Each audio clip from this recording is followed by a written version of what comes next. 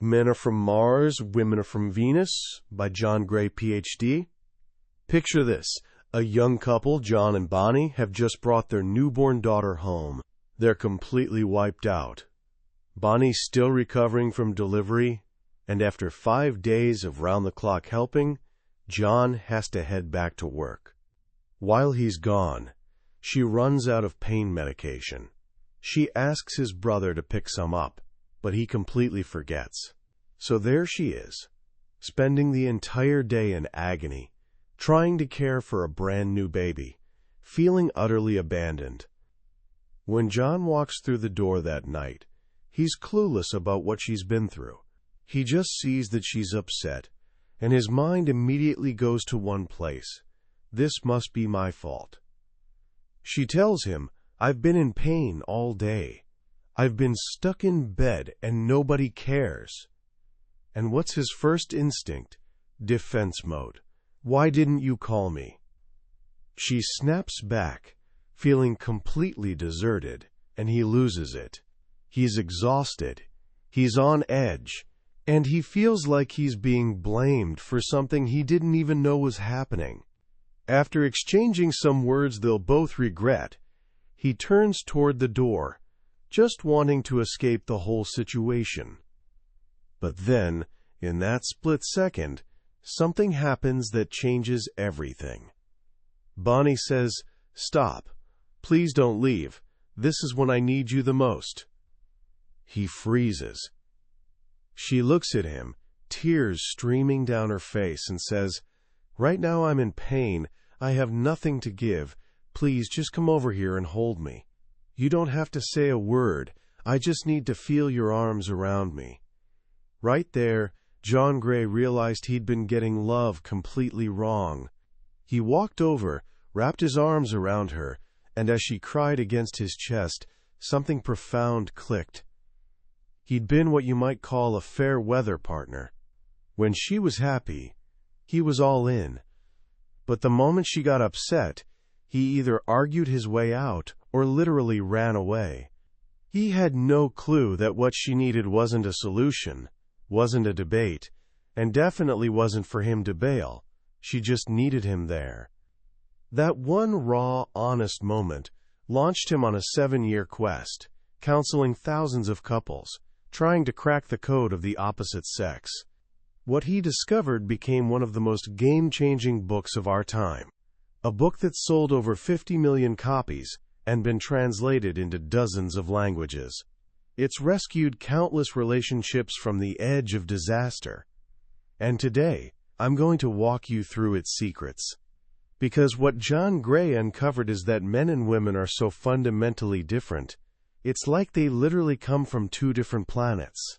And without the translation guide, you're pretty much guaranteed to get lost, frustrated, and hurt. So what if I told you that by the end of our time together you'll have that guide?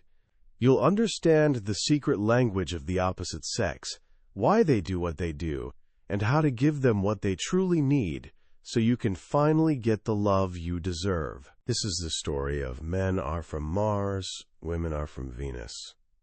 To really get the core of this idea, we need to take a little journey back in time. Imagine, just for a moment, 2 completely different planets. On Mars, you've got the Martians. They're all about power, competence, efficiency, and achievement. Their entire identity, their sense of who they are, comes from their ability to get results. They feel amazing when they solve problems and crush goals, especially when they do it solo. To a Martian, asking for help basically feels like admitting defeat. They take serious pride in doing things themselves. When a Martian gets stressed or hits a problem, he doesn't talk about it. He'd never burden another Martian unless he absolutely needed expert advice. Instead, he heads to his private cave. In this cave, he goes quiet, gets focused, and shuts down. He mulls over the problem, turns it over in his mind, and tries to figure it out alone. If he solves it, great. He feels better and comes out. If he can't, he'll do something to take his mind off it completely, like reading the news, watching a game, or tinkering with his car. He needs to mentally check out, to actually relax. Now let's zoom across the galaxy to Venus. On Venus, you've got the Venusians. They operate on a completely different system. They value love, communication, beauty, and relationships above all else. Their sense of self comes from their feelings and the quality of their connections with others. They feel fulfilled through sharing and relating. When a Venusian gets stressed or upset, her instinct is the exact opposite of a Martian's. She immediately seeks out someone she trusts and talks.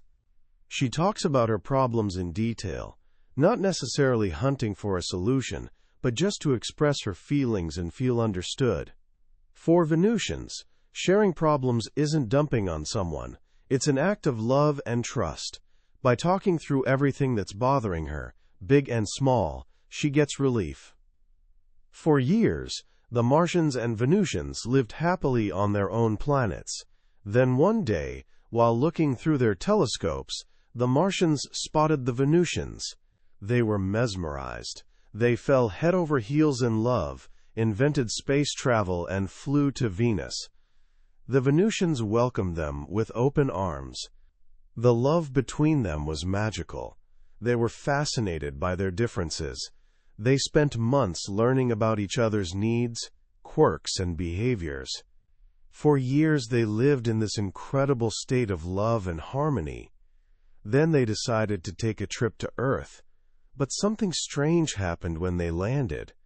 Earth's atmosphere had this weird effect, and one morning, they all woke up with amnesia. They forgot they were from different planets. They forgot they were supposed to be different. And ever since that day, men and women have been in conflict. This simple story unlocks everything. The reason we struggle so much is because we expect the person we love to be more like us. A woman expects a man to feel, communicate, and respond the way she does. A man expects a woman to think, communicate, and react the way he does. We've completely forgotten that we speak different languages, have different needs, and run on entirely different operating systems. This leads to the two most common relationship mistakes. The first mistake is what Dr. Gray calls Mr. Fix-It.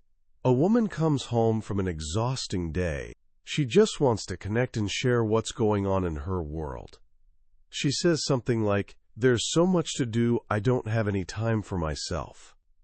Her Martian partner, hearing what sounds like a problem, immediately puts on his Mr. Fix-It hat. This is his way of showing love. He wants to solve her problem and make her feel better. So he jumps in with, "You should quit that job. Find something you actually like doing." But she doesn't want solutions. She wants empathy. She keeps talking. "I do like my job. They just expect me to change everything at a moment's notice." He offers another fix. "Don't listen to them, just do what you can do." She continues, "I am, and I can't believe I completely forgot to call my aunt today." He tries again. "Don't worry about it, she'll understand." She's getting more and more frustrated, and finally says, "Can't you just listen to me?" And he's genuinely confused. "I am listening." He has zero idea what he did wrong. In his mind, he's being helpful, but to her, his constant solutions feel like he's dismissing how she feels. She doesn't feel heard or understood. What she actually needs is for him to just listen, make a few sympathetic sounds like, or, "Oh, that's rough," and maybe give her a hug. On Venus, talking about problems isn't an invitation to fix anything. It's a way to feel close. Now, the second massive mistake is what Dr. Gray calls the home improvement committee.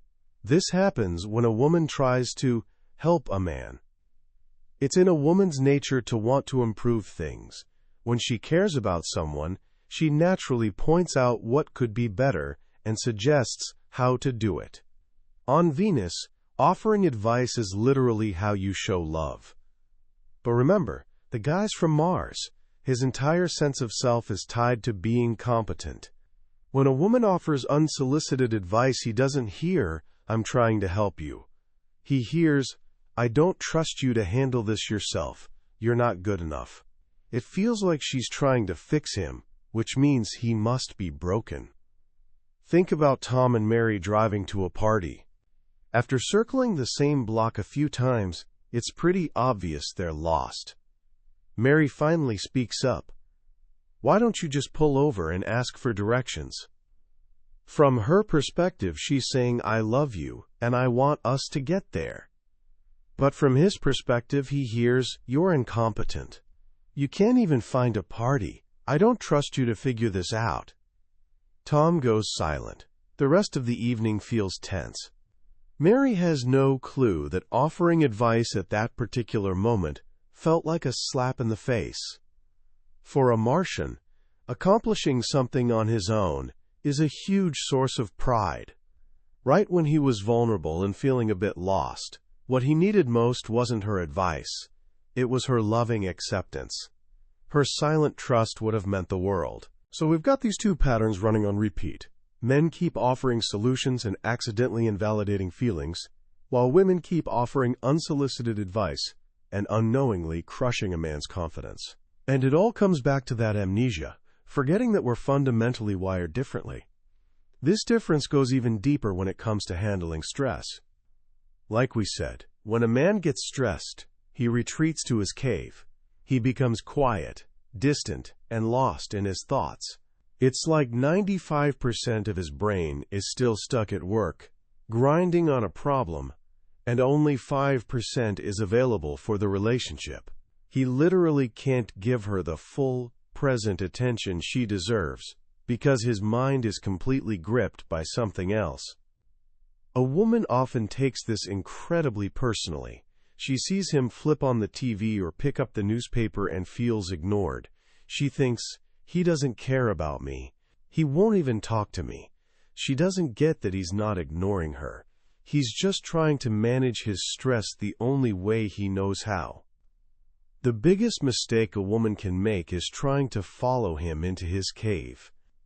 In some Native American tribes, mothers would actually warn their newly married daughters.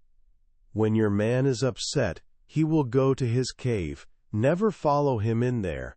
If you do, you'll get burned by the dragon guarding it. When a woman tries to help by asking questions like, "What's wrong?"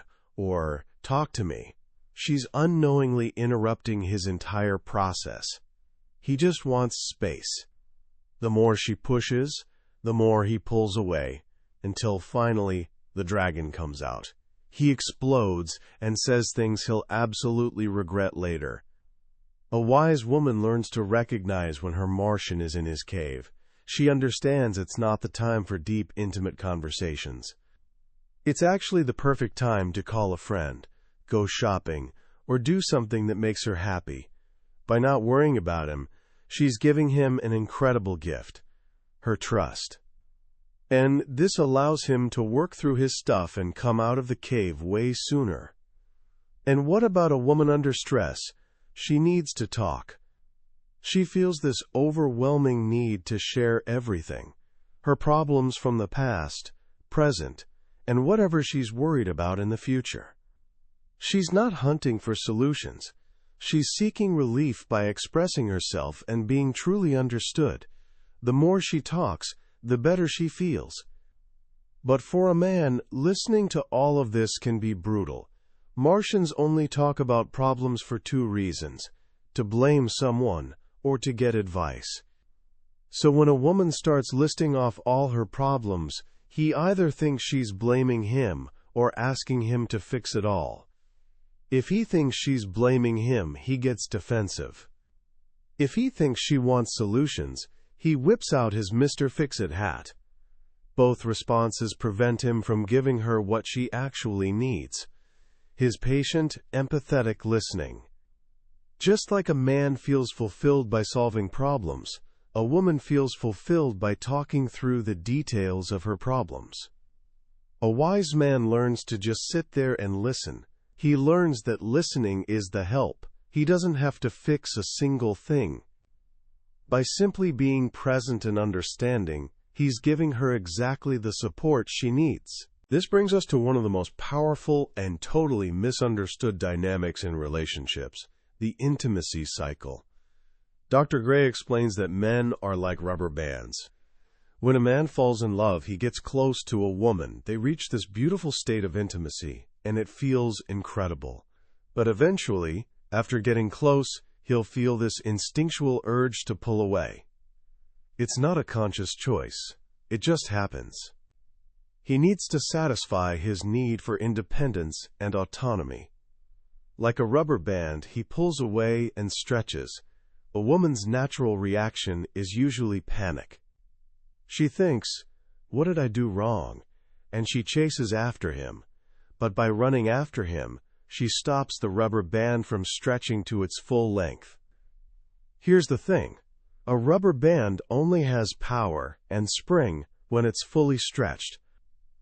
If she keeps chasing him, he never gets the chance to pull away completely, so he never feels that powerful instinctual spring back toward her. He never gets to experience his own deep longing and desire for her. A wise woman gets this. When he pulls away, she doesn't chase. She gives him the space he needs. She trusts he'll come back. And when he's stretched as far as he can go, he'll suddenly feel this overwhelming urge to be close again. He'll spring back into the relationship, often picking up right where they left off, completely full of love and desire. It's a natural cycle. Get close, pull away, get close again. A man automatically bounces between needing intimacy and needing independence.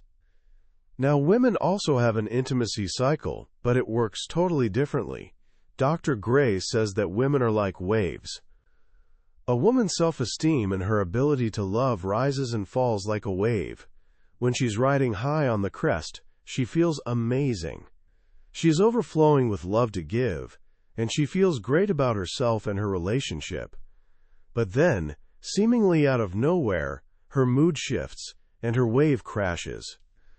This crash is completely natural and actually necessary.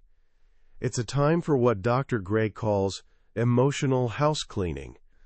When a woman's wave goes down, she sinks into her well. This is when all her suppressed or unresolved negative feelings bubble up to the surface. She might feel overwhelmed, insecure, worried, or resentful.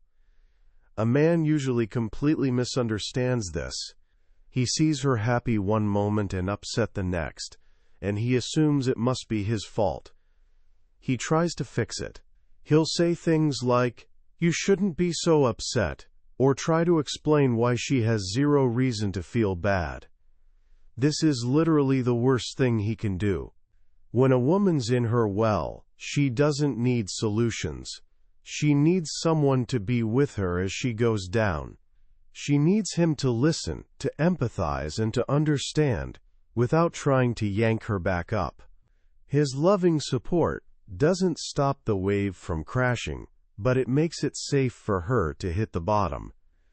And here's the secret. Once she hits the bottom, she'll automatically start rising again. Just as suddenly as she crashed, she'll feel better and her heart will be full of love again. A man who understands this doesn't try to fix her wave. He learns to ride it with her, offering his love and support exactly when she needs it most. These different cycles and needs bring us to another fundamental discovery. Men and women have completely different primary emotional needs. We think we're being loving, but often we're just giving the kind of love we want to receive, not what our partner actually needs. Dr. Gray identified 12 primary love needs, 6 for women and 6 for men. A woman primarily needs 1. Caring. She needs to feel like he genuinely cares about her well-being. 2. Understanding. She needs him to listen to her feelings without judging them. 3. Respect. She needs him to acknowledge her rights, wishes, and needs. 4. Devotion. She needs to feel like she's special and number one in his life. 5. Validation. She needs him to accept her feelings as valid, even when he doesn't agree. 6. Reassurance. She needs to be repeatedly told that she's loved and cherished. A man primarily needs 1. Trust. He needs her to believe in him and his abilities. 2. Acceptance. He needs her to receive him without constantly trying to change him. 3. Appreciation. He needs to feel like his efforts aren't taken for granted. 4. Admiration. He needs her to look at him with wonder and delight, to see him as her hero. 5. Approval. He needs her to be satisfied with him and approve of who he is. 6. Encouragement. He needs her to give him hope and courage through her confidence in him. These needs feed each other. When a man shows a woman caring and understanding, she naturally responds with more trust and acceptance. When a woman expresses admiration and appreciation, he naturally responds with more devotion and reassurance. The problem is we don't know this. A woman, thinking she's being super loving, showers a man with caring and concern. But he might interpret this as her not trusting him. He feels smothered. A man, thinking he's being helpful, tells a woman not to worry and minimizes her problems. But she interprets this as him not understanding or validating how she feels. She feels dismissed. We keep giving the wrong kind of love. This is perfectly illustrated by another brilliant insight from the book, How Men and Women Keep Score. A man thinks he scores massive points for big gestures. Buying her a new car? That's like 30 points. Taking her on some lavish vacation? 50 points easy. Paying the mortgage? That's huge every single month. Because of this, he focuses his energy on doing big things, believing that's what will make her happy. But he's in for a rude awakening. Because a woman keeps score in a completely different way. For a woman, every single gift of love gets 1 point. The size literally doesn't matter. A single rose, 1 point. A hug, 1 point. Him listening to her for 20 minutes, 1 point. Him remembering to take out the trash, 1 point. A brand new car, also 1 point. A man doesn't realize that for a woman, the little things matter just as much as the big ones. She needs a steady stream of these 1-point expressions of love to keep her love tank full. A man might think he scored 50 points with one big vacation, so he relaxes, thinking he's covered.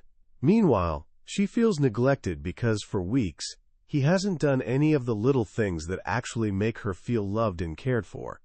In his mind, the score is him 50, her 30 little things. He thinks he's winning. In her mind, the score is her 30, him 1. She feels resentful and unloved. This is why a man will come home from his high-paying, high-stress job thinking he's provided so much and be completely baffled when his wife's unhappy. He doesn't get that his big paycheck only scores 1 point. She needs his personal attention, his affection, his help around the house. She needs all those little things. The good news for men is that it doesn't take some massive effort to make a woman feel loved. It just takes a lot of small, consistent efforts. The book actually lists 101 ways to score points, and they're things like bringing her flowers for no reason, giving her 4 hugs a day, calling from work just to say I love you, and putting down the newspaper when she's talking to you. For a man, the equivalent of these little things is a woman's appreciation. A woman often doesn't realize the immense power her loving reaction has. When a man does something for her and she responds with genuine appreciation, he feels like an absolute hero. That appreciation fills his love tank and motivates him to give even more. But what happens when the score gets way too uneven? A woman who's been giving and giving without receiving enough will eventually start feeling resentful. This resentment blocks her natural ability to appreciate him. When he does one little thing, she might think, "Big deal, I've done 30 things." Unconsciously, she cancels out his effort, and he feels unappreciated. Feeling unappreciated, he stops giving. It becomes this painful downward spiral. So how do we actually get the support we need without causing this kind of conflict? This is especially tough for women. A woman often feels, if I have to ask for it, it doesn't count. She expects a man who loves her to anticipate her needs and offer support automatically, just like she would. But men are from Mars. On Mars, if you want help, you ask for it. Period. A man isn't instinctively motivated to offer support. He's literally waiting to be asked. If she's not asking, he assumes he's already doing enough. By the time she finally does ask, she's often so resentful that her request comes out sounding like a demand. And men absolutely do not respond well to demands. It's a total turnoff. The solution is for a woman to learn the art of asking for support the right way. This involves 3 steps. First, practice asking for what you're already getting. Notice the things he already does for you, and start asking him to do them. Then shower him with appreciation when he does. This retrains him to respond positively to your requests. Second, practice asking for more, even when you know he might say no, and be prepared to graciously accept his no. This is crucial. A man is way more willing to say yes if he feels like he has the freedom to say no. When you ask for something and he says no, if you can respond with a simple, accepting okay, he remembers that. It makes him much more likely to say yes next time. Third, practice what Dr. Gray calls assertive asking. This is when you ask for something you really need. You ask, then you stay silent. You expect him to grumble a bit. His grumbles aren't a rejection. They're actually a sign that he's processing your request and shifting his focus. It's like rusty hinges on a door squeaking as it opens. If you can stay silent and not react to his grumbles, there's a really good chance he'll say yes. By accepting his initial resistance, you give him the space to come around and be your hero. All of these differences, our needs, our coping styles, our languages, are the main reason we get into arguments. An argument is almost never actually about the topic at hand, whether it's money, chores, or the kids. A painful argument happens for one reason: someone doesn't feel loved. When a man feels challenged, he forgets to be loving and focuses entirely on being right. His tone becomes cold and uncaring, which absolutely hurts a woman's feelings. She then reacts to his tone, not his actual words, and he has zero idea why she's so upset. When a woman feels unheard, her tone can become disapproving and mistrusting. This is what hurts a man the most. He hears her disapproval, not her underlying pain, and gets defensive. Most arguments follow a pretty predictable pattern. 1. A woman expresses her upset feelings. 2. A man, feeling blamed, explains why she shouldn't be upset. 3. She feels invalidated and becomes even more upset. 4. He feels her disapproval, gets upset himself, and blames her for upsetting him. 5. The argument spirals out of control. The way to stop an argument is for one person to break the cycle. The easiest way is to say, "I'm sorry."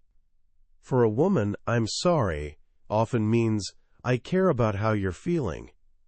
For a man, it means, "I did something wrong." A man learning to say, "I'm sorry I upset you," can completely transform things. It validates her feelings and stops the fight dead in its tracks.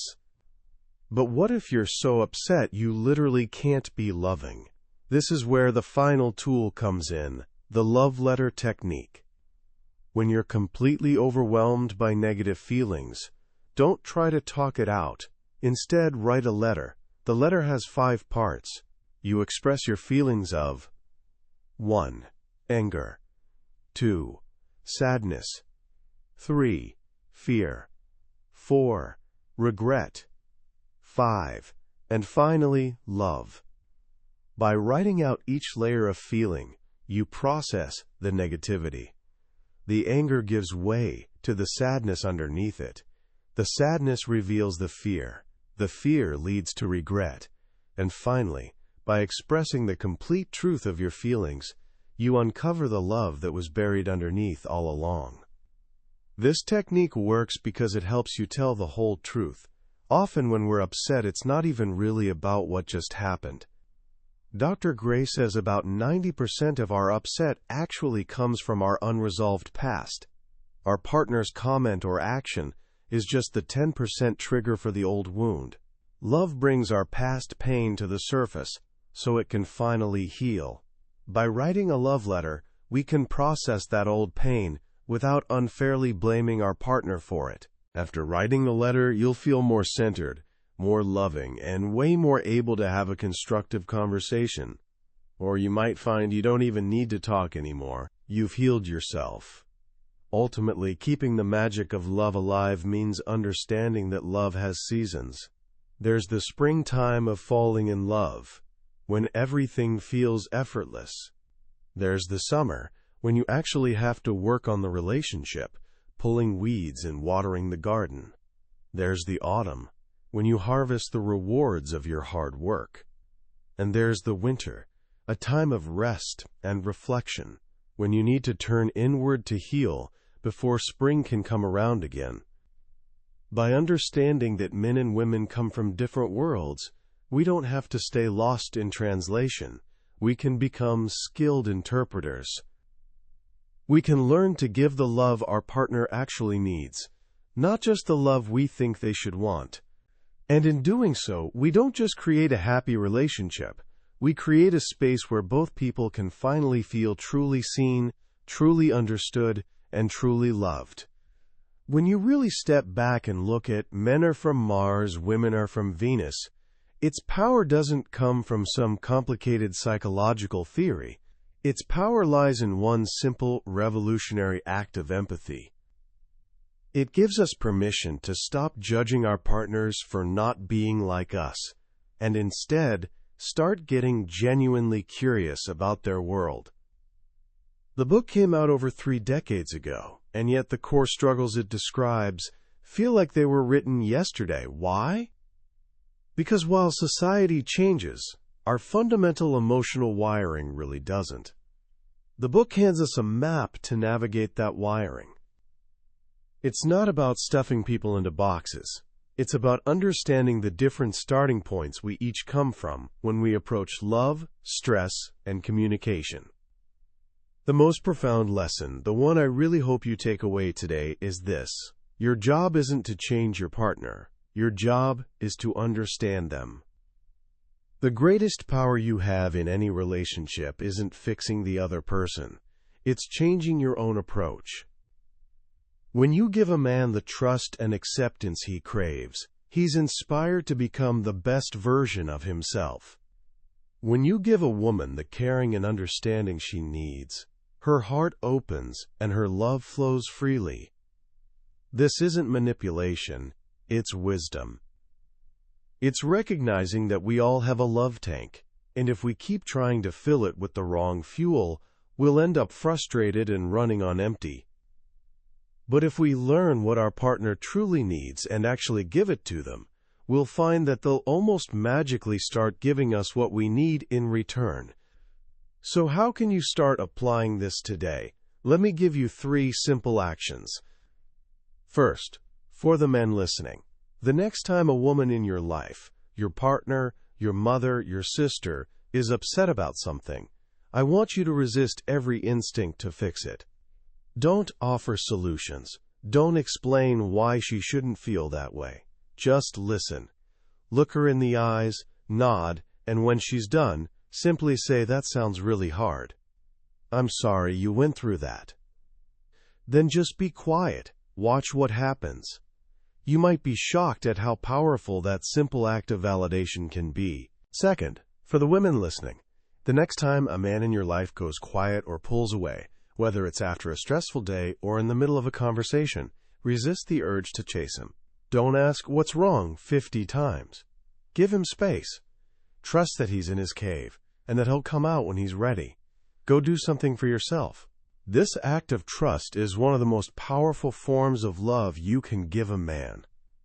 And third, for everyone, think of one small, one-point thing you can do for your partner today, not some grand gesture, just one small thing. Maybe it's a hug for no reason. Maybe it's a simple thank you for something they always do that you usually take for granted. Remember, for a woman, every little thing counts. And for a man, every bit of appreciation counts. Start with 1 point. In the end, this book is way more than just a relationship manual. It's a guide to empathy. It teaches us that love isn't about finding someone who's exactly like us.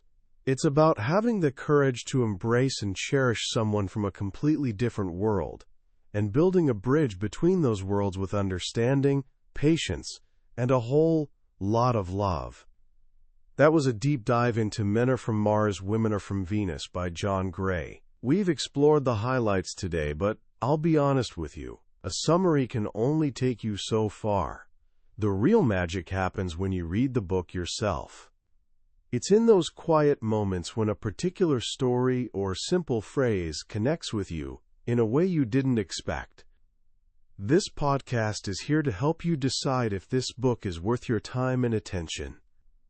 If anything we've talked about today has sparked something in you, I really encourage you to grab a copy. Reading it isn't just about learning. It's an experience that can genuinely change the way you see your relationships and, ultimately, yourself. You can find a link to the book in the description below. Also, if you found this summary valuable and it gave you a new perspective, please do me a small favor and hit that like button and subscribe to the channel. It lets me know these deep dives are actually helpful, and it makes sure you won't miss our next journey into another life-changing book from the billionaire's bookshelf. Let's keep growing together.